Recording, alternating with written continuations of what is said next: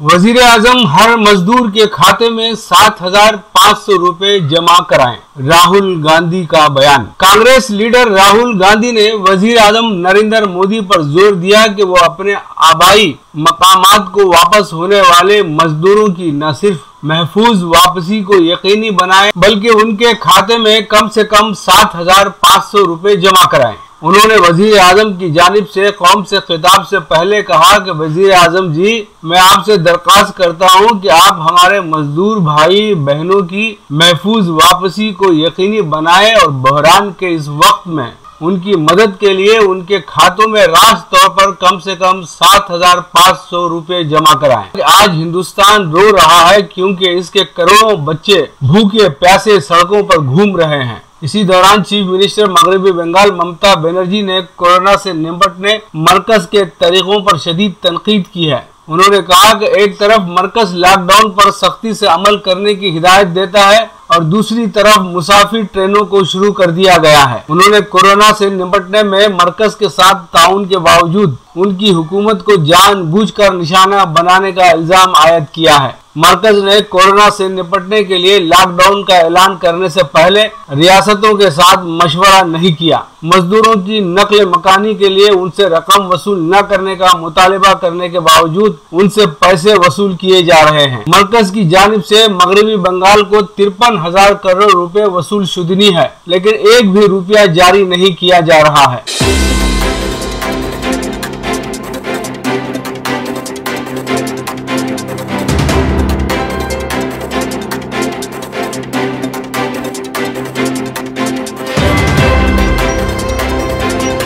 Modi phobia club इस्लाम phobia card इस्तेमाल कर रहा है, नकवी का बयान। मरकजी वजीर अखिलती उमूर मुख्तार अब्बास नकवी ने कहा कि मोदी फोबिया क्लब झूठे, नकली और प्रोपेगेंडे के जरिए इस्लाम फोबिया कार्ड खेल रहा है, जिससे हिंदुस्तान की पुरशुकोह विरसे के ताने बाने को नुकसान पहुंच रहा है और हिंदुस्तान में इंतशार फैल रहा है। हिंदुस्तान मुस्तहकम तरीके से आलमी सतह पर ताकतवर बनने और खुद मुक्तफी और बिला लिहाज महफूज कौम बनने की राह पर चल पड़ा है। अफसोस की बात है कि कुछ लोगों की खराब सेकुलर सियासी जुनून ने मुल्क के सेकुलरिज्म को मुसलमानों का पेटेंट पॉलिटिकल प्रोडक्ट बनाया और साथ ही हिंदुस्तानी मुसलमानों को तरक्की के रास्ते से दूर करने का गुनाह भी किया। मुल्क पायदार तरक्की और हमा जहत खुद मुख्तारी की पॉलिसी पर चलते हुए ताकतवर, खुद मुख्तार, महफूज, खुशहाल बन रहा है। हिंदुस्तान की शानदार कामयाबियों से बौखलाए हुए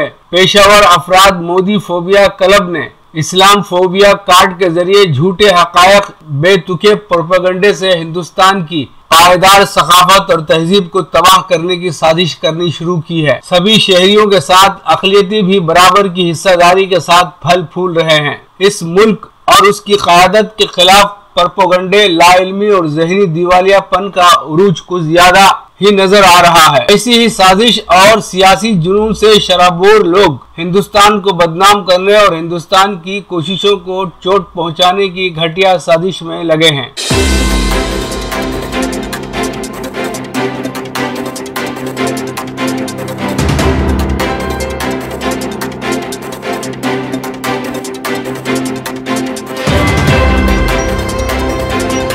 लद्दाख में चीनी फौजियों के साथ आमना सामना नहीं हुआ, फौज की सफाई।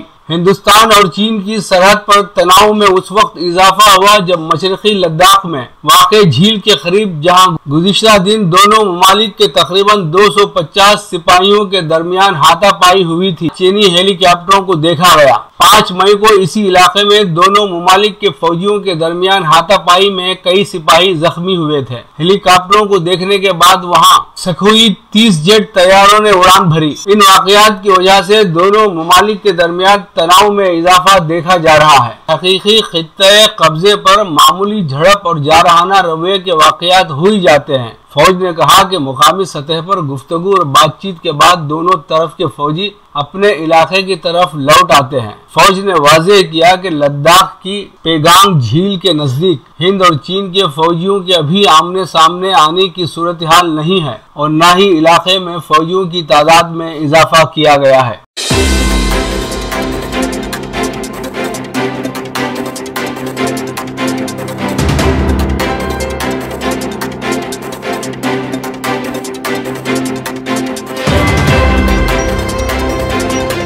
गल्फ राउंड अप पेशकश केन वासिफ, नुमाइंदा रियाद ममलिकत सऊदी अरब। हुकूमत सऊदी अरब ने 23 मई से 27 मई के दरमियान ममलिकत भर में 24 घंटे के कर्फ्यू का ऐलान कर दिया है। वाज़ेह रहे कि ममलिकत में हर रोज सुबह 9 बजे से शाम 5 बजे तक कर्फ्यू में नरमी दी जाती थी, सिवाय शहर मक्का मुकर्रमा के जहां 24 घंटे कर्फ्यू नाफिज था। 23 से 27 मई ये 5 दिन दरअसल ममलिकत में ईद की छुट्टियों के अयाम हुआ करते हैं। 5 रोज के अरसे में इस बात का कवी इम्कान था कि ईद के पेश नजर लोग कम से कम अपने करीब तरीन अजीजों और अहबाब से मिलने निकलेंगे। शायद इसी अंदेशे के तहत हुकूमत ने ये इक़दाम उठाया है। यहाँ इस बात का जिक्र बेजा न होगा कि छोटी आबादी वाले मुल्क ओमान में पीर के रोज 174 कोरोना केसेस सामने आए। ये इफ्तार पार्टियां मुनक्कद किए जाने का नतीजा था।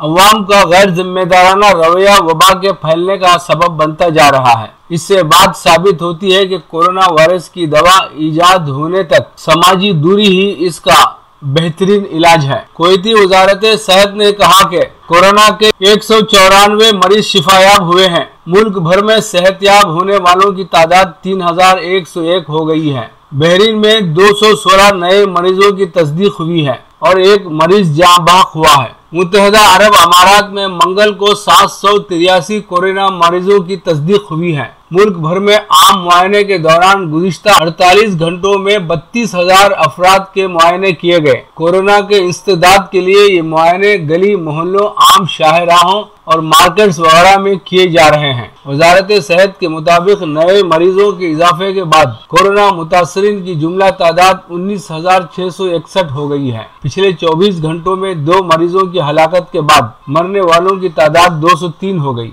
बताया गया है कि मुल्क में नए शिफायाब होने वाले 631 हैं, जिससे उनकी जुमला तादाद 6012 हो गई है। मुत्तहदा अरब अमारात में वैट में इजाफे का फिलहाल कोई इरादा नहीं है। वाज़ेह रहे कि अमारात में दीगर खलीजी ममालिक की तरह वैट का निफाज जनवरी 2018 में हुआ था, जिसकी शरह 5% है, जिसमें फिलहाल कोई इजाफा नहीं किया गया।